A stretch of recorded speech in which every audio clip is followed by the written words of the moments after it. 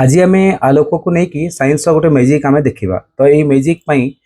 जोटा दरकार गोटे पात्र दरकार जो पानी भर्ती होगी अच्छे आप देखिपे गोटे रिंग दरकार तो रिंग हो कि कॉइन हो कि ऑब्जेक्ट हो वंस से पकेला पानी भर पकेला से आपन को देखा जाऊ तो आपण कैमेरा भी देखिपे से रिंगटा आपको भिजिबल हो तो बर्तमान मुझे कौन कर तो यही परीक्षा आउ गोटे जिन दरकार जोटा कि गोटे पात्र गोटे प्लास्टिक पात्रटा नहीं आउ एबे कौन करछि जोटा आपको भिजिबल होछि तो से ता उपरे मु एई पात्रटा को नेकी गोड़ेवा पे चेष्टा करछि तो आपण देखंतु तो एबे आपन को रिंगटा देखा जाउछि आ मु गोड़े सरला परे रिंगटा आपन को देखा जीवनी तो आपण लक्ष्य करंतु तो मु एंगल भी चेंज करके देखछि से रिंगटा आपन को देखा जाउनी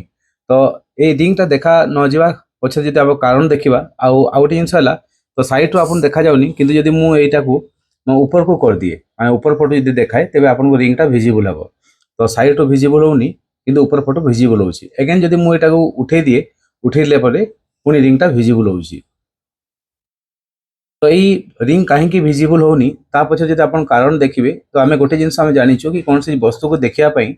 हमको ता ऊपर आलोक पड़वाटा निहाती दरकार तो आलोक पड़ला परे जाय कि आमे ताको देखि पारछि तो तार रिफ्लेक्शन हे कि बा प्रतिफलन हे कि आम चक्षु जो समय पड़े जाकि इमेजटा क्रिएट हो पारे आम देखिपारू आउ सेकेंड जिनस कहीं यहाँ देखा जाऊनी तो यहाँ गोड़ेला जो एंगल बा आम कहीपर कि आलोक रश्मि ये दीटा मध्यम देखिए गति कर गोटे मध्यम है वायु सेकेंड मध्यम है जोटा आम नहीं पानी जल तो दीटा मध्यम माने गोटे मध्यम आउ गोटे मध्यम को आलोक रश्मि गति कला समय तार स्पीड परिवर्तन हुए तार गति परिवर्तन हुए तो से गति परिवर्तन तार एंगल जोटा आसे से एंगलटा बेंड होके आसे जहाँ आम रिफ्लेक्शन कहूँ तो बर्तमान जो समय मुझे पानी भर्ती करुँची तो देखापी जो एंगल रे लाइट आलोक पड़ी ऑब्जेक्ट उपर पड़ी आम आखि उपर को आसला जो रिंग उपर पड़ी ऊपर को आसला आखि को आसला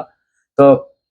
से क्लीयरली भिजिबल होता वन्स से गोड़े देला तो आलोक रश्मि को ये बाधा देला जो आम नहीं प्लास्टिक रो टम्बलरटा से बाधा देला